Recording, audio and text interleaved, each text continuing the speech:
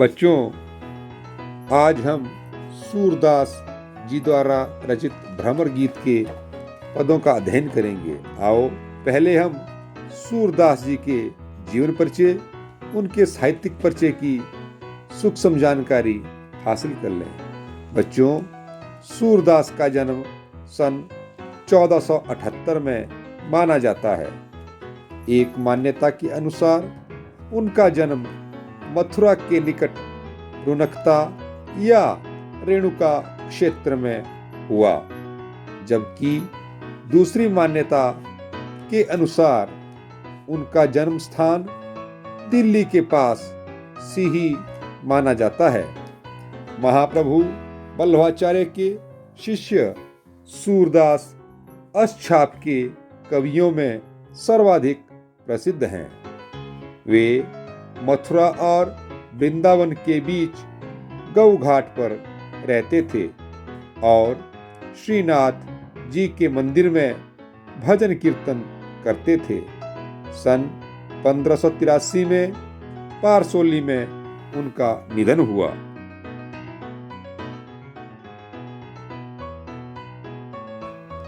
उनके 3 ग्रंथों में सूरसागर, साहित्य लहरी और सूरसारावली में सूरसागर ही सर्वाधिक लोकप्रिय हुआ।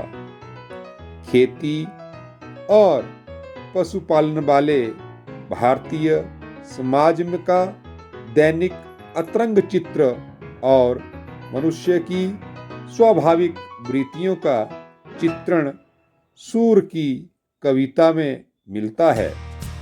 सूर वात्सल्य और श्रृंगार के श्रेष्ठ कवि माने जाते हैं। कृष्ण और गोपियों का प्रेम सहज मानवीय प्रेम की प्रतिष्ठा कराता है। सूर ने मानव प्रेम की गौरव गाथा के माध्यम से सामान्य मनुष्यों को हीनता बोध से मुक्त किया, उनमें जीने की ललक पैदा की। उनकी कविता में ब्रजभाषा का निखरा हुआ रूप है। वह चली आ रही लोकगीतों की परंपरा की ही श्रेष्ठ कड़ी है।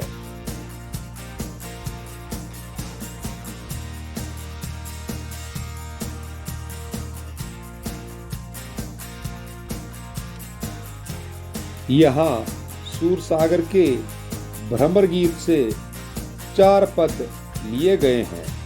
कृष्ण ने मथुरा जाने के बाद स्वयं न लौटकर उद्धव के जरिए गोपियों के पास संदेश भेजा था। उद्धव ने निर्गुण ब्रह्म एवं योग का उपदेश देकर गोपियों की विरह वेदना को शांत करने का प्रयास किया। गोपियां ज्ञान मार्ग की बजाय प्रेम मार्ग को पसंद करती थीं। इस कारण उन्हें उद्धव का शुष्क संदेश पसंद नहीं आया। तभी वहां एक भौरा आ पहुंचा। यहीं से बच्चों भ्रमर गीत का प्रारंभ होता है। गोपियों ने भ्रमर के बहाने उद्धव पर व्यंग्यवाण छोड़े। पहले पद में गोपियों की यह शिकायत वाजिब लगती है कि यदि उद्धव कभी स्नेह के धागे से बंधे होते तो वे विरह की वेदना को अनुभूत अवश्य कर पाते। दूसरे पद में गोपियों की यह स्वीकारोक्ति कि उनके मन की अभिलाषाएं यानी इच्छाएं मन में ही रह गईं, कृष्ण के प्रति उनके प्रेम की गहराई को अभिव्यक्त करती हैं। तीसरे पद में उद्धव की योग साधना को कड़वी ककड़ी जैसा बताकर अपने एकनिष्ठ प्रेम में दृढ़ विश्वास प्रकट करती हैं। चौथे पद में उद्धव को ताना मारती हैं कि कृष्ण ने अब राजनीति पढ़ ली है। अंत में गोपियों द्वारा उद्धव को राजधर्म याद दिलाया जाना सूरदास की लोक धर्मिता को दर्शाता है। उद्धव तुम हो अति बड़भागी, अपरस रहत स्नेह तगाते, नाहिन मन अनुरागी।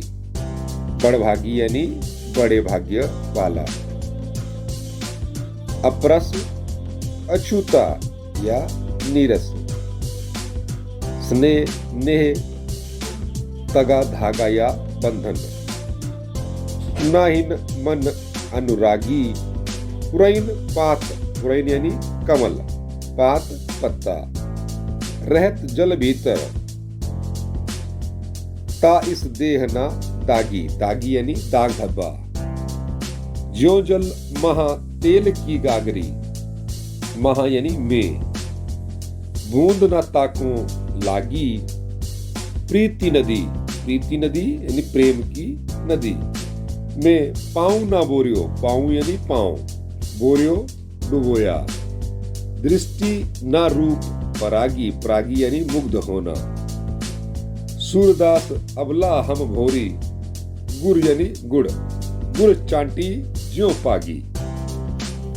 तो बच्चों, यह उस समय का वर्णन है जब श्री कृष्ण ब्रज से मथुरा चले गए, जिसके कारण ब्रज की गोपियां विरह के कारण बड़ी दुखी रहने लगीं।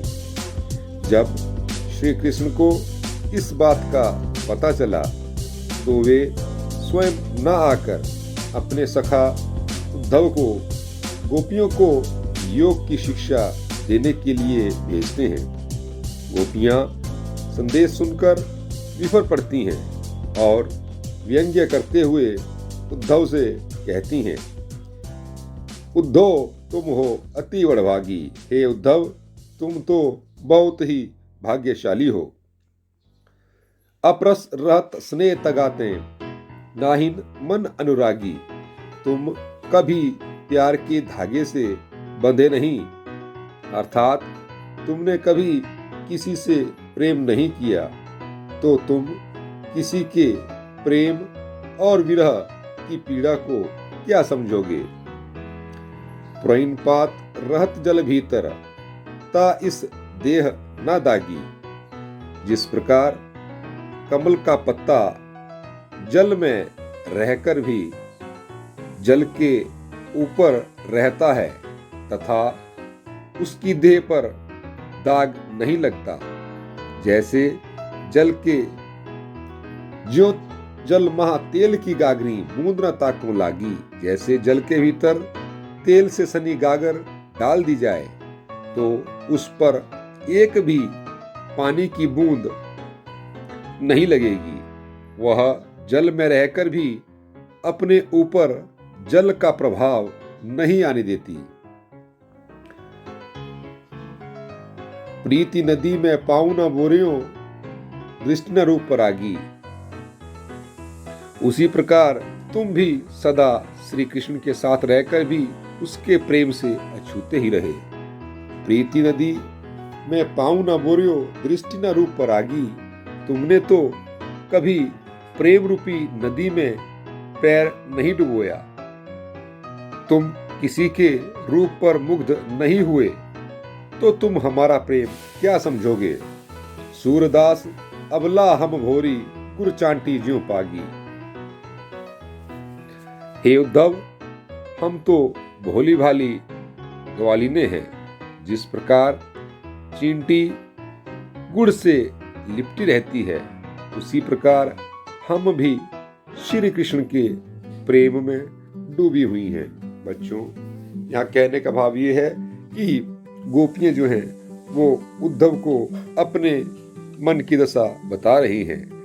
इसके विपरीत उद्धव उन्हें योग का संदेश देना चाहता है। गोपियां कहती हैं कि हमें योग की नहीं अपितु श्री कृष्ण के प्रेम की आवश्यकता है।